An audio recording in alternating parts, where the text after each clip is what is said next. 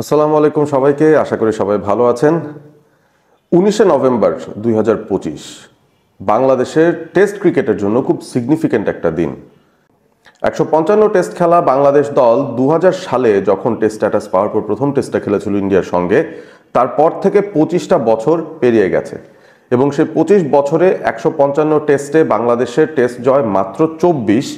তবে 19শে নভেম্বর 2025 কেন এত সিগনিফিক্যান্ট বলছি, তার কারণ এই দিনটায় বাংলাদেশের একজন পার্টিকুলার ক্রিকেটার একটা মাইল ফলক স্পর্শ করবেন, যেটা এর আগে কখনো হয়নি। নিজের 100তম টেস্ট খেলতে মিরপুর জাতীয় স্টেডিয়ামে, home of cricket Shere Bangla national cricket স্টেডিয়ামে খেলতে নামবেন মুশফিকুর রহিম মিতু। 2005 সালে যার অভিষেক হয়েছিল, তারও টেস্ট ক্রিকেটের 20 বছর পূর্তি হয়ে যাবে এবং মুশফিকুর রহিমের এই ওভারঅল পারফরম্যান্সটা, ওভারঅল এই টেস্ট ক্যারিয়ারটা বাংলাদেশের ওভারঅল টেস্ট হিস্ট্রির সঙ্গে কতটুকু মিলে যায় সেই বিষয়টা নিয়ে মূলত এই ভিডিওতে আলোচনা করব। কারণ এই মাইল ফলকটা ছুঁতে পারা একজন বাংলাদেশি টেস্ট ক্রিকেটারের জন্য কতটা দুরূহ একটা কাজ, কতটা কঠিন একটা কাজ, সেই বিষয়টা নিয়ে কিন্তু আমাদের কোনো সন্দেহই নেই। টেস্ট ক্রিকেটে বাংলাদেশের অভিষেকের পর থেকে প্রত্যেক বছর শুরুর দিকটায় আমরা মাত্র একটা বা দুটো টেস্ট খেলতাম, 3টা টেস্ট খেলতাম, 4টা-5টা টেস্ট হলে তো অবাক হয়ে যেতাম যে এতগুলো টেস্ট আমরা খেলছি। সুতরাং অপরচুনিটিস ছিল খুবই কম এবং জিম্বাবুয়ের পর 10ম টেস্ট নেশন হিসেবে যখন বাংলাদেশ টেস্ট স্ট্যাটাসটা পায়, তারপর থেকে বাংলাদেশের প্রথম টেস্ট ম্যাচ জেতার জন্য 5 বছর অপেক্ষা করতে হয়েছিল। 2005-এর একদম শুরুর দিকে বাংলাদেশ তাদের টেস্টের প্রথম জয়টা পায় চট্টগ্রামের মাটিতে, যেখানে বাংলাদেশ জিম্বাবুয়েকে হারিয়ে দিয়েছিল এবং সেটি ছিল বাংলাদেশের প্রথম টেস্ট জয়ের গল্প। তবে ওই একই বছরেই মুশফিকুর রহিম মিতু তার ডেবিউ করেছিলেন লর্ডসে। তখন তার বয়সটা এমন ছিল, টেন্ডুলকারের পর দ্বিতীয় ইয়াংগেস্ট প্লেয়ার হিসেবে টেস্ট ডেবিউ হয়েছিল টেস্ট ক্রিকেটের হিস্ট্রিতে লর্ডসের মাঠে মুশফিকুর রহিমের। সেই টেস্টটা বাংলাদেশ হেরে যায় অবভিয়াসলি। তবে মুশফিকুর রহিমের সেই ডেবিউটার পর তাকে আর পেছন ফিরে তাকাতে হয়নি। একে একে 99টা টেস্ট ম্যাচ খেলে ফেলেছে মুশফিকুর রহিম। বাংলাদেশের খেলা সর্বোচ্চ 155টা টেস্টের মধ্যে 99টা টেস্টেই মুশফিকুর রহিমের পারফরমেন্স ছিল। মুশফিকের কি কি রেকর্ড রয়েছে সেই বিষয়গুলো নিয়ে আমরা সরাসরি চলে যেতে পারি। তার প্রথম 50টা পেতে মাত্র 3টা টেস্ট তার অপেক্ষা করতে হয়েছিল। 2007 সালে তার প্রথম 50 তিনি পান কলম্বোর মাটিতে। 80 রানের একটা নক তিনি সেই ম্যাচটা খেলেছিলেন, তবে বাংলাদেশ সেই ম্যাচটা হেরে যায়। মুশফিকুরের প্রথম শতকটা আসে 2010 সালে, অর্থাৎ তার অভিষেকের 5 বছর পর। সেটা চট্টগ্রামের মাটিতে ভারতের বিরুদ্ধে 100 রান তিনি করেছিলেন। সেই ম্যাচটাও দুর্ভাগ্যজনকভাবে বাংলাদেশ হেরে যায়। তার প্রথম 200 রান, যেটা বাংলাদেশের পক্ষে একটা মাইল ফলক, সেটা 2013-তে এসেছিল গলে, শ্রীলঙ্কার গলে, শ্রীলঙ্কার এগেনস্টে একটা টেস্ট ম্যাচে তিনি 200 রান করেছিলেন, যেটা বাংলাদেশের পক্ষে প্রথম কোনো একজন ইন্ডিভিজুয়াল ব্যাটারের 200 রানের মাইল ফলক ছোঁয়া। সেই ম্যাচটা বাংলাদেশ ড্র করেছিল। অর্থাৎ মুশফিকের প্রথম দিককার যে মাইলস্টোনগুলো রয়েছে, সেখানে কিন্তু বাংলাদেশের ওভারঅল রেজাল্টটা তিনি বের করে আনতে পারেননি। তার ফার্স্ট 50-তে বাংলাদেশ হেরেছে, তার ফার্স্ট 100-এও বাংলাদেশ হেরেছে। তার 200 রানের যে নকটা তিনি খেলেছিলেন প্রথম, সেই নকটাতে বাংলাদেশ ড্র করতে পেরেছিল গলে। একটা ব্যাপার আপনি খেয়াল করেন, মুশফিকের প্রথম যে 3টা মাইলস্টোন, 3টাই কিন্তু এসেছে দেশের বাইরে গিয়ে, অর্থাৎ আউট অফ দ্য কান্ট্রি তিনি কিন্তু ভালো পারফরমেন্স দেখিয়ে যাচ্ছিলেন নিয়মিত। মুশফিকুর রহিমের সঙ্গে অনেকগুলো রেকর্ড, অজস্র টেস্ট রেকর্ড যুক্ত করে ফেলা যায়। 219 রান অপরাজিত জিম্বাবুয়ের বিরুদ্ধে মিরপুর শেরে বাংলা জাতীয় ক্রিকেট স্টেডিয়ামে। সেই রানটাও কিন্তু এখনো পর্যন্ত বাংলাদেশের একজন ইন্ডিভিজুয়াল ব্যাটারের পক্ষে সর্বোচ্চ ইন্ডিভিজুয়াল স্কোর, যেটা মুশফিকুর রহিমের নামের পাশে আছে।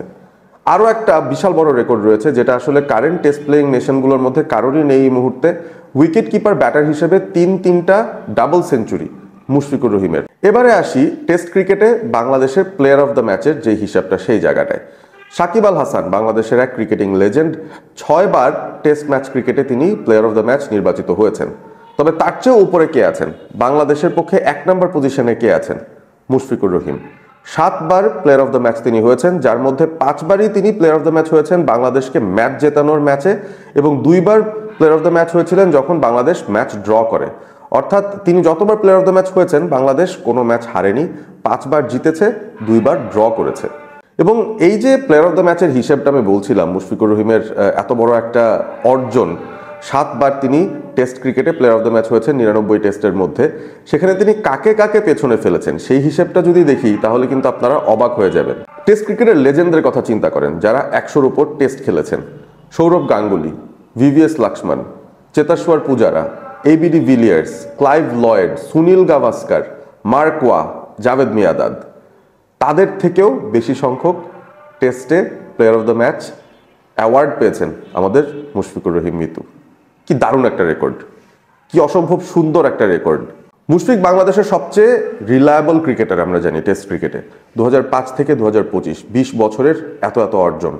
বাংলাদেশের সর্বোচ্চ রান সংগ্রাহক তিনি, দ্বিতীয় সর্বোচ্চ অ্যাভারেজটা তার রয়েছে 12টা টেস্ট 100, মমিনুলের পেছনে মাত্র রয়েছেন তিনি, মমিনুলের রয়েছে 13টা সেঞ্চুরি।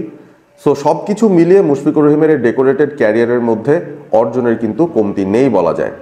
এবং ক্যাপ্টেন হিসেবে মুশফিকুর রহিম সফল। সব মিলিয়ে বাংলাদেশের পক্ষে সর্বোচ্চ সংখ্যক টেস্ট ম্যাচে অধিনায়কত্ব করেছেন মুশফিক।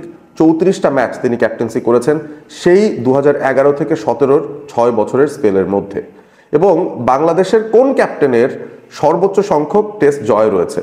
মুশফিকুর রহিমের 7টা ম্যাচ তিনি জিতেছেন অ্যাজ এ ক্যাপ্টেন, সেটাও কিন্তু একটা বিরল রেকর্ড। বাংলাদেশের যে 24টা টেস্ট ম্যাচ জয় রয়েছে তার মধ্যে 22টা জয়ের মধ্যেই মুশফিকুর রহিমের অবদান ছিল। তিনি 22টা জয় টিমের সাথে থেকে দেখেছেন, টিমের ভেতরে তিনি ছিলেন এবং সেই 22 জয়ের ভেতরে যেটা আগেই বলছিলাম, তিনি 5 বার প্লেয়ার অফ দ্য ম্যাচও হয়েছেন। সো মুশফিকুর রহিমের ওভারঅল এই টেস্ট রেকর্ডের উপর আসলেই আমাদের আলাদা একটা গর্ব হয়। আসলেই আমরা খুবই গর্বিত যে তার মতো একজন ক্রিকেটার যিনি কিনা ফিটনেসে ডেডিকেশন দেন, টেস্ট ক্রিকেট খেলার জন্য তার যে ক্ষুধাটা রয়েছে সেটাকে প্রায়োরিটি দেন এবং তার প্রস্তুতির জায়গা থেকে তিনি বাকি সবাইকে ছাড়িয়ে যান। এই বিষয়গুলো আসলে খুবই লক্ষণীয়। এবং যারা নতুন নতুন ক্রিকেটাররা আছেন, যারা টেস্ট ক্রিকেটে ভালো করতে চান, মুশফিকুর রহিমকে যদি বাংলাদেশের এন্ড থেকে আপনি আইডল মেনে তার মতো করে আপনার ক্যারিয়ারটা বিল্ড করতে চান, তাহলে আমার মনে হয় সাফল্য আসার সম্ভাবনা খুবই বেশি। অনেক ক্রিকেটিং লেজেন্ডস আছেন যারা বলছিলেন যে মুশফিকুর রহিম এত বছর ধরে ক্রিকেট খেলেছেন, বাংলাদেশকে এত দারুণভাবে সার্ভিস দিয়েছেন, বাংলাদেশের সবচাইতে ডিফেন্সিভলি অ্যাস্টিউট, সবচাইতে গ্রামাটিক্যালি কারেক্ট একজন ব্যাটার, তার টেস্ট অ্যাভারেজটা এখনো 40 কিভাবে ছয়নি। আমারও কিন্তু এটা নিয়ে একটা কমপ্লেইন রয়েছেই এবং আমি জানি Mushfiqur Rahim as a cricketer তিনি চাইবেন তার ক্যারিয়ারটা যখন শেষ হচ্ছে টেস্ট ক্রিকেটে, তখন যেন তার ক্যারিয়ার অ্যাভারেজটা অন্তত 40-এর ওপরে তিনি নিতে পারেন, তাহলেই সার্থকতাটা পাবে। কারণ মুশফিকুর রহিম আসলে ডাজেন্ট ডিজার্ভ এই 38.02 অ্যাভারেজ, তার এর থেকে অনেক বেশি অ্যাভারেজ থাকা উচিত, থাকার কথা, এবং তিনি সেটা ডিজার্ভ করেন। মুশফিক যেভাবে আসলে খেলছেন, এখনও তার বয়স 38। আমরা দেখেছি টেস্ট ক্রিকেটে অনেকেই কিন্তু 40 আপ বয়সেও টেস্ট ক্রিকেট খেলে যান যদি তারা ফিট থাকেন এবং ফর্মে থাকেন। আমরা আশা করব মুশফিকুর রহিম শুধুমাত্র এই 100তম টেস্টটাই খেলছেন, সেটাই তার মাইল ফলক নয়। বাংলাদেশের পক্ষে সর্বোচ্চ সংখ্যক টেস্ট খেলার রেকর্ডটা তিনি আরও এক্সটেন্ড করে নিয়ে যাক, আরও বেশ কয়েক বছর বাংলাদেশকে টেস্ট ক্রিকেটে তিনি সার্ভিস দিক, এই আশাটাই আমরা কিন্তু আসলে করতে চাই। এবং মুশফিকুর রহিম আসলে লম্বা ইনিংস যে খেলতে পারেন সেটার একটা প্রমাণ কিন্তু তিনি বারংবার দিয়ে গেছেন। শুধুমাত্র যে 3টা 200+ নকটা রয়েছে, ডাবল সেঞ্চুরি রয়েছে, সেই বিষয়টাও না, এছাড়াও 150+ অনেকগুলো নক মুশফিকুর রহিম খেলেছেন, যেটা বাংলাদেশের জয়ে ভূমিকা রেখেছে। আপনি 2024-এর সেই পাকিস্তানের সঙ্গে 2 ম্যাচের টেস্ট সিরিজের কথাই ভাবেন না, রাওয়ালপিন্ডিতে যে 2টা টেস্ট হয়েছিল, 2টা টেস্টই বাংলাদেশ পাকিস্তানকে হারিয়েছিল এবং সেখানে মুশফিকুর রহিমের কিন্তু বড় অবদান ছিল। একটা 191+ রানের একটা নক ছিল প্রথম টেস্টটায়, যেটা কিনা আসলে বাংলাদেশ জিতেছে এবং Mushfiqur Rahim player of the ম্যাচও হয়েছিলেন। আনফর্চুনেট যে তিনি তার 4র্থ ডাবল সেঞ্চুরিটা তুলে নিতে পারেননি। রিসেন্ট সময় মুশফিকের রেকর্ডও বেশ ভালো এবং আয়ারল্যান্ডের বিরুদ্ধে যখন তিনি তার 100তম টেস্টে খেলতে নামবেন, আমরা এই ব্যাপারটাই আশা করব। মুশফিকুর রহিম তিনি নিজের খেলাটাকে একদম প্রথম দিনে ওই যে লর্ডসে ছোট্ট মুশফিক যেভাবে করে এনজয় করেছিলেন, যেভাবে করে তার প্রথম টেস্ট ক্যাপটা নেওয়ার পর গর্বের সঙ্গে তিনি খেলতে নেমেছিলেন, সেই একই রকম প্রাইড নিয়ে, সেই একই রকম ইন্টেন্সিটি নিয়ে, সেই একই রকম কোয়ালিটি নিয়ে তিনি আয়ারল্যান্ডের বিরুদ্ধেও মিরপুর শেরেবাংলা জাতীয় ক্রিকেট স্টেডিয়ামে নামবেন আয়ারল্যান্ডের বিরুদ্ধে 19শে নভেম্বর। তারিখটা মনে রাখবেন, কারণ আপনি যদি ঢাকার ভেতরে থেকে থাকেন বা ঢাকার বাইরেও থেকে থাকেন, জলদি চলে আসার চেষ্টা করুন। এই উপলক্ষটা আসলে আবার ফিরে আসবে না এবং মুশফিকের পর নেক্সট কে আসলে এই 100তম টেস্টের মাইল ফলকটা ছোবেন বাংলাদেশের পক্ষে, সেটা কিন্তু আমরা নিজেরাও জানি না।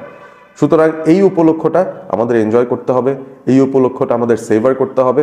এটা শুধুমাত্র একজন ইন্ডিভিজুয়াল ক্রিকেটারের ব্রিলিয়ান্সের কথা আমরা বলছি না, এটা শুধুমাত্র একজন ইন্ডিভিজুয়াল ক্রিকেটারের পারফরম্যান্সের কথা আমরা বলছি না, আমরা পুরো বাংলাদেশের টেস্ট ক্রিকেটের হিস্ট্রির একটা বিরাট বড় অংশের কথা বলছি। মুশফিকুর রহিম মিতু, আপনি চালিয়ে যান, আপনার টেস্ট খেলার ক্ষুধাটাকে বাড়িয়ে নিতে থাকেন। এবং বাংলাদেশের টেস্ট ক্রিকেটের ইতিহাসটাও আরেকটু উজ্জ্বল করতে থাকেন একের পর এক পারফরমেন্স দিয়ে। কংগ্রাচুলেশনস মুশফিকুর রহিম মিতু, আপনি যখন নামবেন বাংলাদেশ আপনার সাথে থাকবে, পুরো বাংলাদেশ আপনাকে সাপোর্ট দেবে এবং এই বাংলাদেশের যত ক্রিকেট ভক্তরা রয়েছেন তারা আপনার এই অবদানের কথা টেস্ট ক্রিকেটের আঙিনায় কোনোদিন ভুলতে পারবে না। ভিডিওটি যদি ভালো লেগে থাকে অবশ্যই বন্ধুদের সঙ্গে শেয়ার করবেন এবং সেই সাথে কমেন্ট করে জানিয়ে দেবেন মুশফিকুর রহিমের ওভারঅল টেস্ট ক্যারিয়ারে আপনাদের মুশফিকের সবচাইতে পছন্দের মেমোরি কোনটা, এবং সেই সাথে অবভিয়াসলি সাবস্ক্রাইব করতে ভুলবেন না অল স্পোর্ট এবিপি। ভালো থাকবেন সবাই।